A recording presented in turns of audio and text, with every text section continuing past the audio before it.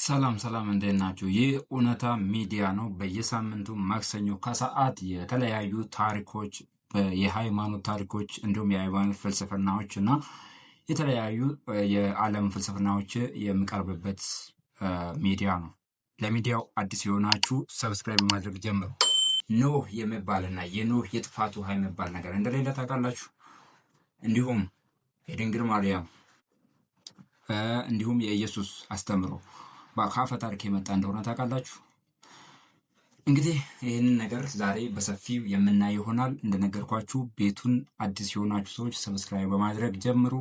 በተለያዩ ቦታ ሼር እያደረጋችሁ ለሁሉም እንዲደርስ አድርጉ። የመጀመሪያ እንግዲህ ሳምንት ብዙ ነገር ስለ ሙሴ፣ ስለ አብርሃምና ይስሐቅ እንዲሁም ስለ አዳምና ሔዋን በዝርዝር አይተናል። ዛሬ ደግሞ ስለ ኖህ፣ ስለ ማርያም እና ስለ ኢየሱስ በዝርዝር እናያለን፣ እንዴት ከተለያዩ አፈታሪኮች እንደመጡ ማለት ነው። የመጀመሪያው የኖህ መርከብና የጥፋት ውሃ እናያለን። በኖህ መርከብ ታሪክና በብሉይ ኪዳን ከተጻፈው የጥፋት ውሃ ታሪክ በፊት በግሪክ በሜሶፖታሚያ ወይ ደግሞ በሱሜሪያ እና በባቢሎናውያን ሜሶፖታሚያ ተብሎ የሚጠራው በዚህ ሱሜሪያ እና ባቢሎናውያንን አንድ ላይ ያጠቃለለ ሰፊ ስልጣኔ ነው። እንዲሁም በሌሎች ጥንታዊ ህዝቦች አፈታሪክ ውስጥ ተመሳሳይ የጥፋት ውሃ ታሪኮች እንደነበሩ ታውቃላችሁ። ከነዚህ መካከል እንግዲህ ዋነኞቹ እኒዎች የመጀመሪያ የግልጋመሽ አፈታሪክ ነው። ኤፒክ ኦፍ ግልጋመሽ። ይሄ እንግዲህ ሳምንት ባለፈው ነግሬያችኋለሁ። መጽሐፉን ከእውነታ ወይ ትሩዝ የሚል የቴሌግራም ቻናል አለ፣ እዛ ላይ ያስቀምጥላቸው የግልጋመሽ ግልጋሜሽ እንግዲህ በሜሶፖታሚያ ወይ ደግሞ በአሁኑ ኢራቅ አካባቢ የነበረ እና በሸክላ ጽሑፍ ከተመዘገቡት የዓለማችን ጥንታዊ አፈ ታሪኮች አንዱ ነው። ግልጋሜሽ ዋናው ባለ ታሪክ እንግዲህ የኖህ አይነት ሰው ነው። ይህ ሰው ኡትና ፒሽቲም ይባላል። ይህ ሰው ኡትና ፒሽቲም ተብሎ ነው የሚጠራው። ይህ ታሪክ የሚገኘው እንግዲህ ቅድም እንደነገርኳችሁ በሜሶፖታሚያ ወይ ግልጋሜሽ በተሰኘው ወይ ደግሞ የኡሩክ ንጉስ የሆነው ግልጋሜሽ የሰው ልጅ የማይሞትበትን ምስጢር ፍለጋ በሚያደርገው ጉዞ ላይ ነው። እንግዲህ ከጥፋት ውሃ ተርፎ ለዘላለም የመኖር እድል ያገኘው ኡትና ፒሽቲም ይባላል። ይህ እንደ ኖህ ገጸ ባህሪ የተላበሰ ነው፣ ወይ ደግሞ ኖህ የዚህ ኡትና ፒሽቲም ገጸ ባህሪ የተላበሰ ነው ማለት ነው። እና ኡትና ፒሽቲም የተባለ ሰው አግኝቶ ታሪኩን ሲጠይቀው ኡትና ፒሽቲም የሚከተሉን ያብራራላታል ለንጉሱ። የጥፋቱ ምክንያት በጥንቷ ሹሩፓኪ የምትባል ከተማ አማልክት ተሰብስቦ የሰው ልጅ በምድር ላይ በመብዛትና በመጮህ ምክንያት እልቂት ለማምጣት ወሰኑ። አማልክቶቹ እልቂት ለማምጣት ነው የወሰኑት። የት ነው ያልኳችሁ? ሹሩፓክ የተባለች ከተማ ውስጥ ማለት ነው። አማልክት ተሰብስቦ የእውቀትና የውሃ አምላክ የሆነው ኡንኪ ወይ ደግሞ ኢያ ለአማልክቱ የገባውን ቃል ላለማፍረስ ስል ለኡትና ፒሽቲም በቀጥታ ሳይሆን ከሸምበቆ በተሰራ የቤቱ ግንብ በኩል ምስጢሩን ተናገረ። ቤትህን አፍርሰህ ንብረትህን ትተህ ትልቅ መርከብ ስራ ብሎ ይናገረዋል። ላይክ እግዚአብሔር ምን አለ ያኔ ሄጅ መርከብ ስራ፣ ሰዎችን አድን፣ እና ራስን አድን ከዚህ ከጥፋት ውሃ ብሎ አይደለም። ጥፋት ውሃ ምድር ላይ አመጣለሁ። ላይክ እንደዛ የአኑናኪ ታሪክ ላይ ነው ባይዞ። ይሄንን የአኑናኪ ታሪክ በሚቀጥለው በደንብ በሰፊው እናያለን እንግዲህ ብሎ ይናገራል። መርከብ ስራ ቤትን አፍርስ ይለዋል ማለት ነው። ቤትን አፍርሰ መርከብ ስራ ስለው ይሄ ኤንኪ ወይ ደግሞ ኢያ ከዛ መርከቧ ፍጹም ካሬ ቅርጽ የነበራ 6 ፎቆችና 7 ደረጃዎች ያሏት ነበረች። ኡትና ፒሽቲም በውስጧ ቤተሰቡን፣ ባለሙያዎችን፣ የዱርና የቤት እንስሳት እንዲሁም ወርቅና ብር ጭኖበታል እዚህ ውስጥ ማለት ነው። ለ6 ቀናትና 7 ሌሊት ታላቅ ማዕበልና የነጎድጓድና የውሃ መብዛት ሆነ። አማልክት እንኳን ሳይቀሩ እንግዲህ በፍርሃት ተናወጡ። እንግዲህ የነዚህ አማልክቶች እንኳን ነበር በዛታ በ7ኛው ቀን ማዕበሉ ቆመ። የ7 ቀን ቆይታ ነው እንግዲህ። አሁን ምን አደረጉ? የ7 ቀን ቆይታውን የ40 ቀን 40 ሌሊትና 40 ቀን እንትን አደረገ፣ ቀናትን ጨምሩበት።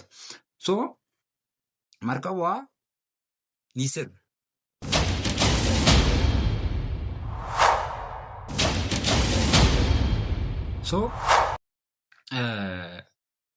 መርከቧ ማለት ነው ንስር ማውንት ንስር በተባለ ተራራ ላይ አረፈች ይላል።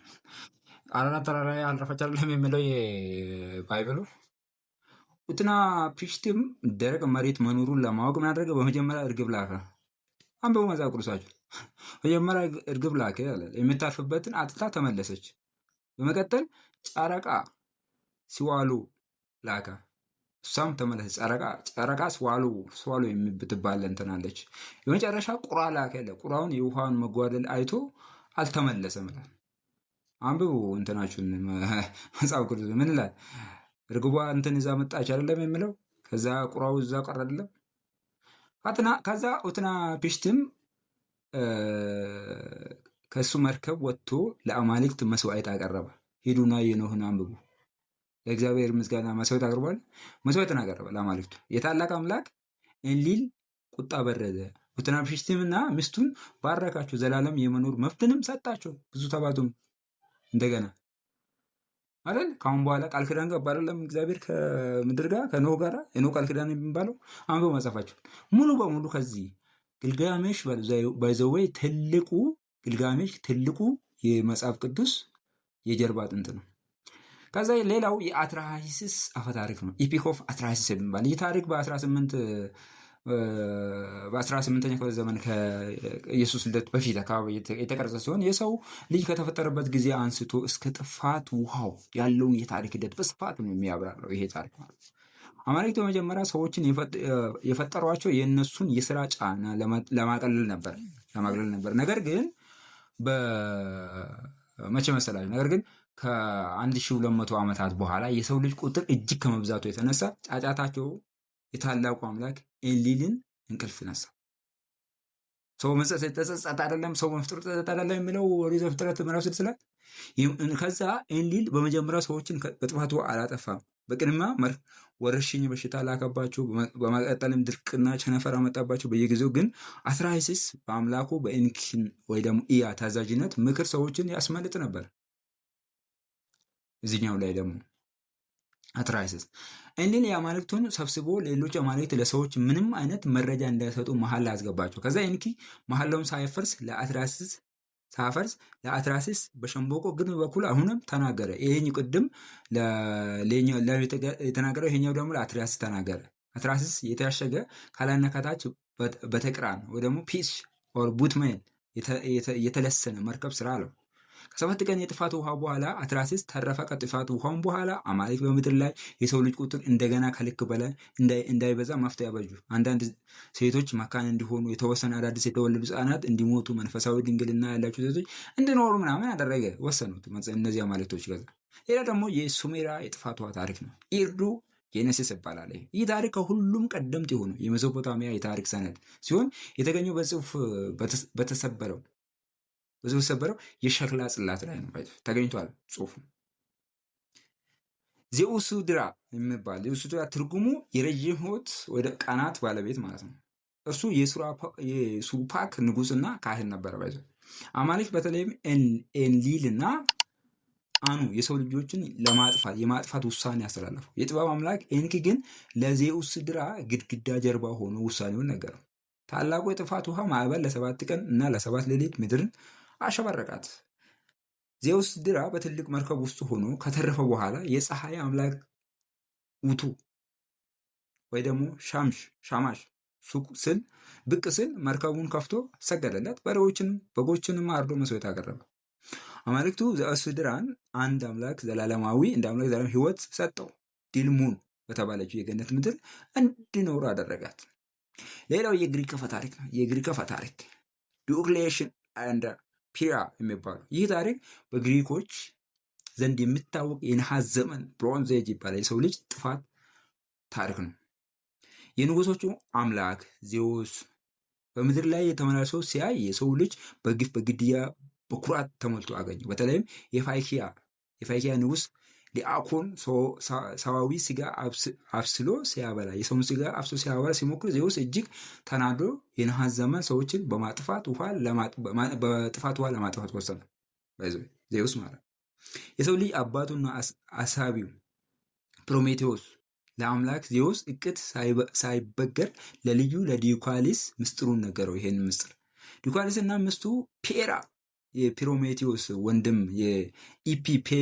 የኢፒሜቴዎስ እና የፓንዶራ ልጅ በትልቅ ሳጥን ታንኳ ማለት ነው ውስጥ ምግብና ውሃ አዘጋጅቶ ነበር ገቡ፣ አርክ ውስጥ ማለት ነው።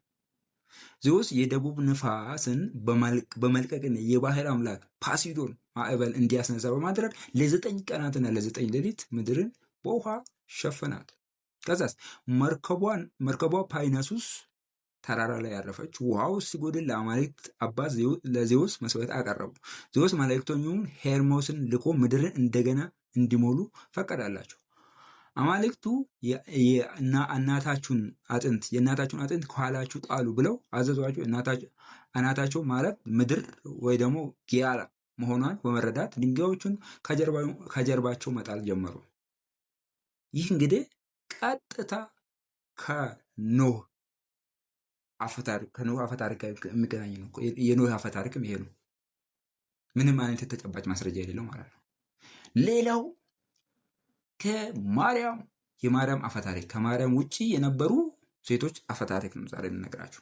የመጽሐፍ ቅዱሳ ማርያም አፈታሪክ እንግዲህ በድንግልና አምላክ ወልዳለች ነው። በተለያዩ ጥንታዊ አፈታሪኮች፣ ሃይማኖቶችና ባህሎች ውስጥ ያለ ወንድ ንክኪ በድንግልና መውለድ እንዲሁም እና አምላክን መውለድ ጋድ ቤረር የሚባሉ ሜዘር ኦፍ ጋድ የሚሉ እምነቶች አፈታሪኮች በስፋት አሉ። ባይዘው ከማርያም ውጪ እነዚህ ታሪኮች በክርስቲያናዊ ዘንድ የምታመነው የቤታችን ድንግል ማርያም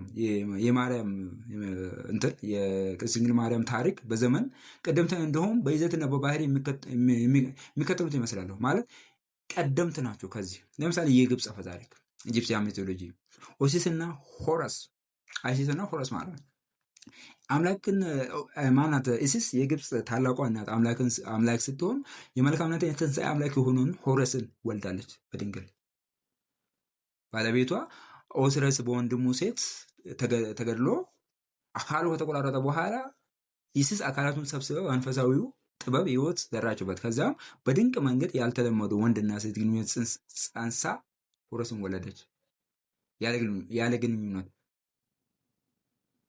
ሌላው ምስልና ቅርጿ አለ ባይዘው አሁን እንትን ውስጥ ሌላው ኒት ናት።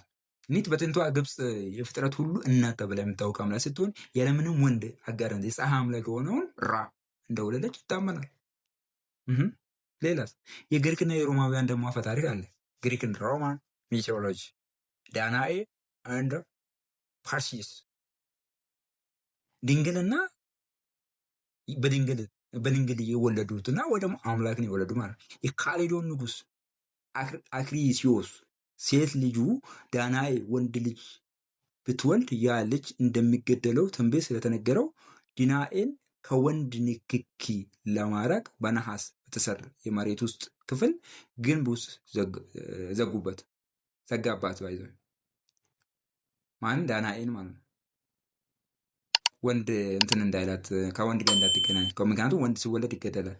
የንጉሶቹ አምላክ ዜውስ ግን ወደ ወርቅ ዝናብ ተለውጦ በጣሪያው ክፍተት በኩል በመግባት ዳናኤልን አጸነሳት። ላይክ መንፈስ ቅዱስ ተላከ የሚለው በእግዚአብሔር ከዛ የእግዚአብሔር ልጅ ነህ ብለው ኢየሱስን የእግዚአብሔር ልጅ ይባላል። ስሙ ኢየሱስ ይባላል። ከዛ እንደዛ አይነት ዜውስ አምላክ ነው። ዜውስ ደግሞ ወደ ጎልደን ሬ የዝናቡ እንትን በዝናብ መልክ ወደ እሷ ገብቶ ወደ ዳናኤ ገብቶ ጸነሰኝ። ከዛ ድንቅ ጽንስ ታላቅ ጀናና ግማሽ አምላክ የሆነውን ፓርሲየስ ተወለደ። ላይክ አሁን ኢየሱስ ምንድን ነው የሚባለው? ብዙ ጊዜ መካከለኛ አይደለም፣ ሰውም ሆኖ ሰውም ፍጹም ሰው ፍጹም አምላክ። ይሄ ፓርሲየስ ግማሽ አምላክ ግማሽ ሰው ነው።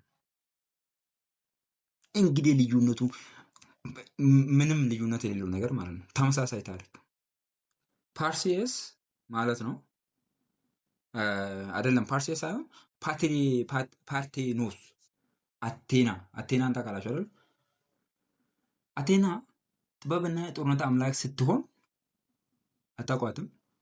የተወለደችው እዛው ግብፅ እንትን ነው፣ ግሪክ ነው። የተወለደችው ከእናቱ ማህፀን ሳይሆን ከእናቷ ማህፀን ሳይሆን ከአባቷ ከዜውስ ራስ አእምሮ ውስጥ ሙሉ በሙሉ የታጠቀች ሆና ነው። አስራሷ ዘላለም ድንግል ሆና ስለምትኖር ፓርቴኖስ ድንግል ትባላለች። አቴንስ የሚገኘው የፓርቴኖን ቤተ መቅደስ በእሷም ስም የተሰየመ ነው። ባይዘ አሁን እስካሁን አለ በእሷ ስም የተሰየመ በእሷ ስም የተሰየመ ቤተ መቅደስ እስቲል አለ ማለት ነው። የት? ግሪክ ውስጥ። ሌላው ሌቶና አፖሎ አርቴምስ ማለት ነው። ሌቶ በዜውስ ጸንሳ ማንታ አማልክትን አፖሎና አርቴሚስን ወልዳለች። ዜውስ አምላክ ነው። ሌላው የሂንዱይዝም እምነት ነው። ወደ ሂንዱይዝም እንድስ ሂንዱይዝም እንግዲህ ዳሻኪና ክሪሽና በዚህ በጣም ይታወቃል፣ ታውቃላችሁ ብዬ አስባለሁ። ዳሻኪ የቪዥኑ 8ኛ ሰው ሆኖ የመገለጥ ወይ ደግሞ አቫታር የሆነውን ክሪሽናን ወልዳለች።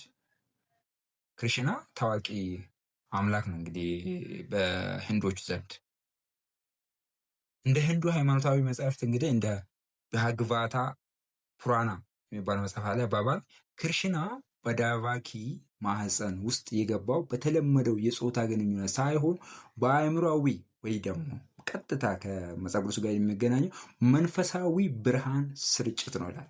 ማይንድ ቱ ማይንድ ትራንስሚሽን ማይንድ ቱ ማይንድ መንፈስ ትወልዳለች አይደለም? ማርያም በመንፈስ ነው የወለደችው። መንፈስ ቅዱስ ይጸልይሻል ነው አይደለም ያላት ገብርኤል። በመንፈስ የወለደች ማለት ነው ዳቫኪ። ሶ ከአባቱ ወደ እናቱ ማፀን በመተላለፍ ነው እንግዲህ ክሪሽና የተወለደው። ሌላ ደግሞ ኩንቲ እና ካርና።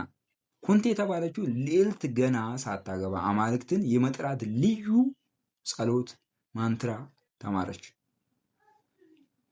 የፀሐይ አምላክ የሆነውን ሱሪያ ስጠራው ድንግልናዋ ሳይነካ፣ በደንብ አዳምጡ፣ ድንግልናዋ ሳይነካ በፀሐዩ አምላክ ብርሃን ጸነሰች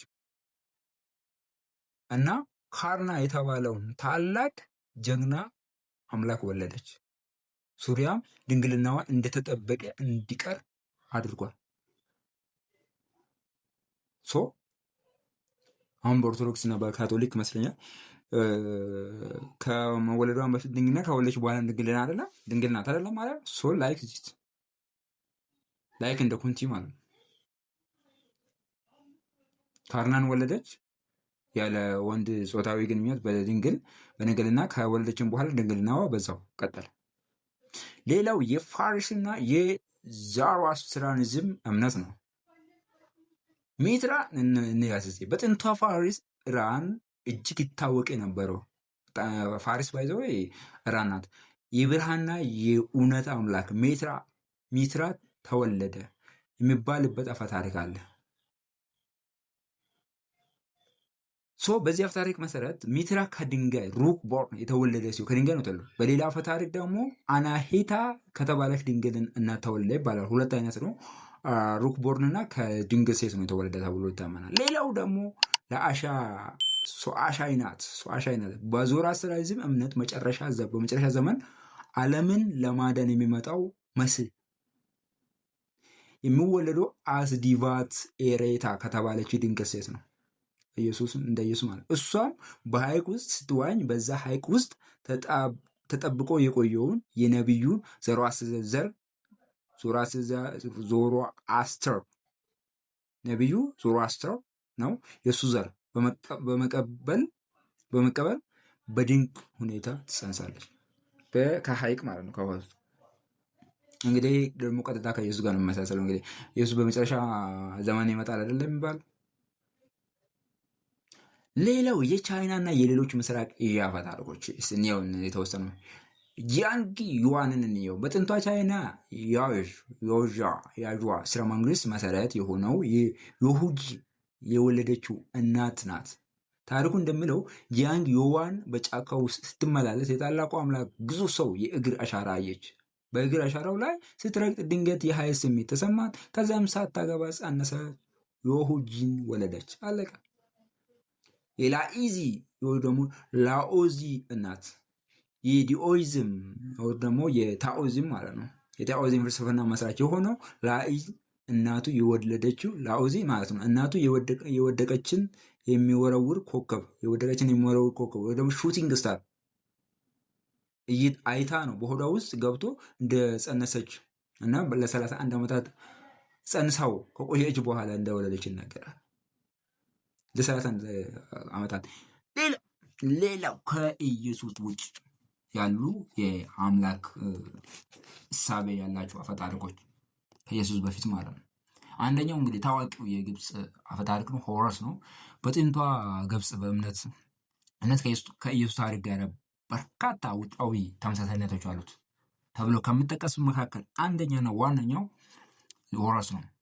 እናቱ አይሲስ እንግዲህ ቅድም አውርተናል። ባለቤቷ ኦስረስ ከተገደለ በኋላ በመንፈሳዊ ማያዊ ጥበብ ተጠቅማ ያለ ተፈጥሯዊ ወንድ ንክኪ ጸንሳ ወልዳለች። ሌላው ደግሞ ሆረስ ስልጣኑን ከመረከቡ በፊት በበረሃ ውስጥ ከክፉ አምላክ ሴት ጋር ለረዥም ጊዜ የሚቆይ መንፈሳዊና አካላዊ ውጊያ ፈተና አድርጓል። ይህ ኢየሱስ ወደ በረሃ ለፈተና ወጥቷል እንደሚባል በታሪክ ውስጥ በሴት ጥቃት ተገድሎ እንደነበረ እናቱ አይሲስ አድና ከሞት እንዳስነሳችው ይነገራል። መጨረሻም የግብፅ ንጉሥ ሆኖ ምድርን ለማስተዳደር እንደገና እንደሚመለስ ይታመናል። ባይዘ ላይክ ኢየሱስ ይመጣል፣ ተመልሶ ይመጣል፣ ሺህ ዓመት ይገዛል፣ ይነግሣል እንደሚባል አሁን ዮሐንስ ራእይ ላይ እንደተቀመጠው ማለት ነው። ሌላው ደግሞ ሚትራ የፋርስና የሮማውያን እምነት ነው። ሚትራ በጥንቷ ፋርስ በሮም ግዛት እጅግ ታዋቂ የነበረው የብርሃን አምላክ ነው። በሚትራይዝም እምነት ሚትራ የተወለደው የአናሄታ ከተባለች ድንግል እንደሆነ ወይም በቀጥታ ቅድም አውርተናል ከሩክቦር ብርሃን ሆኖ እንደወጣ ይነገራል። የተወለደበት ቀን ደግሞ ታኅሳስ 25 ይከበር ነበር። ባይዘው እሱ ሌላ ጊዜ በሰፊው እናወራለን። ይሄ የሃይማኖታዊ የክርስትና በዓላት እንዴት እንደመጡ ደግሞ በቀጣይ ሌላ ቪዲዮ እሰራላችኋለሁ። በጣም ብዙ ነገር እናያለን። ያው ቤቱን እንዳትረሱ፣ ሰብስክራይብ ማድረጋችሁ እንዳትረሱ። ያው ሚትራ አገልግሎትን ከመጀመሩ በፊት ወደ በረሃ በመሄድ ከፀሐይ አምላክ ጋር ፈተናዎችና ጾምን እንደፈጸመ የሚናገሩ ታሪኮች አሉ።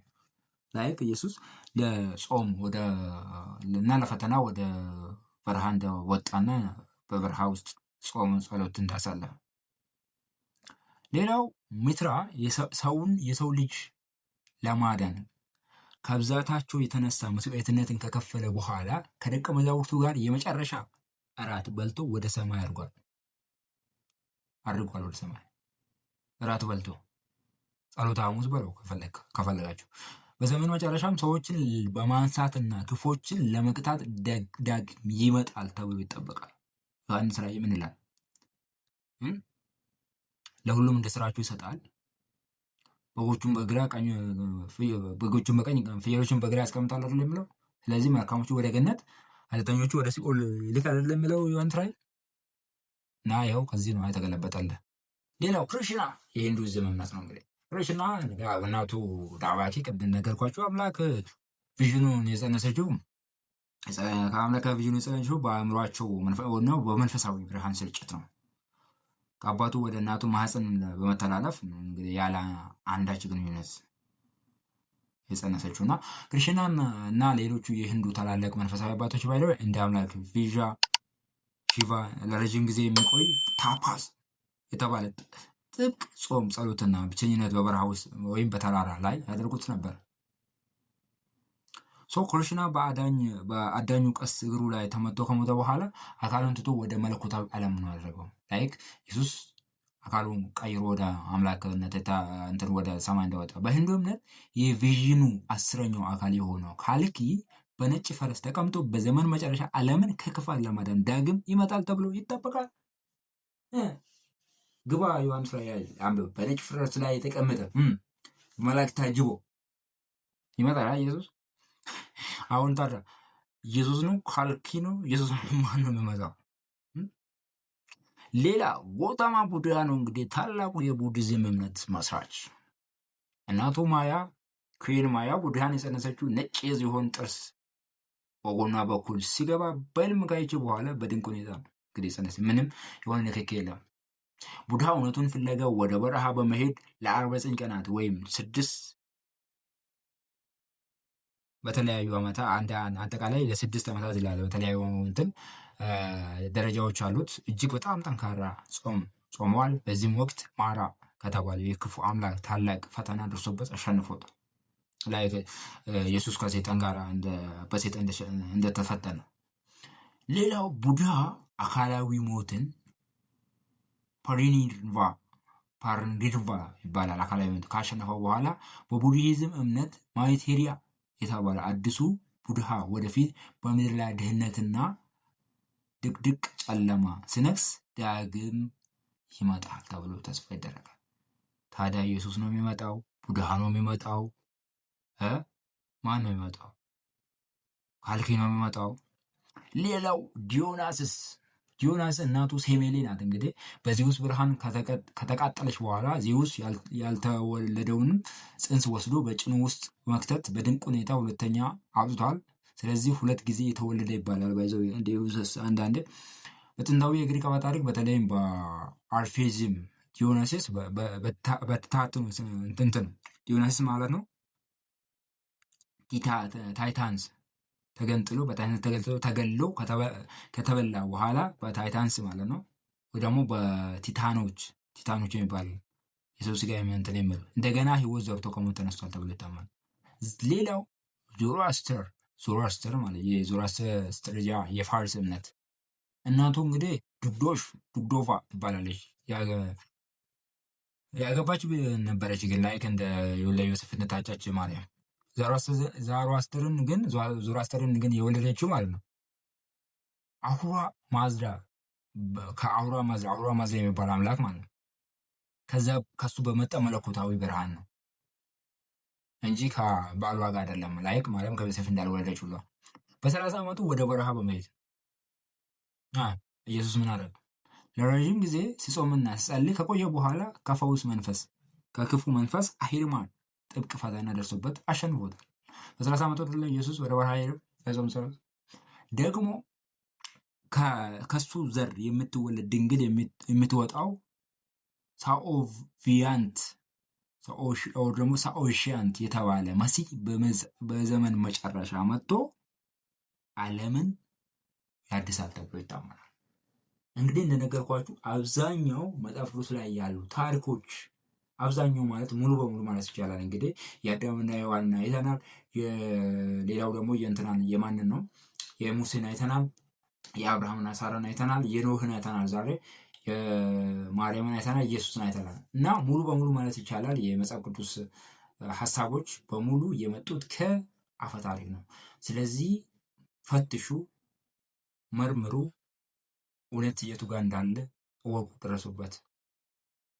በቀጣይ ሳምንት ሰፋ ባለ መልኩ የክርስቲያን ሃይማኖት ውስጥ ወይ ደግሞ ከመጽሐፍ ቅዱስ ላይ የተገበሩ ያሉት ላይክ በዓላት እና የመሳሰሉት ከምን አይነት አፈ ታሪክ እንደመጡ ፕላስ የሥላሴ አስተምሮ እንዴት እንደመጣ የጾምና ጸሎት ስርዓቶች፣ የጥምቀት ስርዓቶች እና የመሳሰሉት በሰፊው እናያለን። ቤቱን እንደነገርኳችሁ ሰብስክራይብ ማድረግ እንዳረሱ ይህን ቻናል ሰብስክራይብ እያደረጋችሁ ላይክ ሼር እያደረጋችሁ ለብዙዎች እንዲደርስ አድርጉ። እስከ ሳምንት መልካም ሳምንት።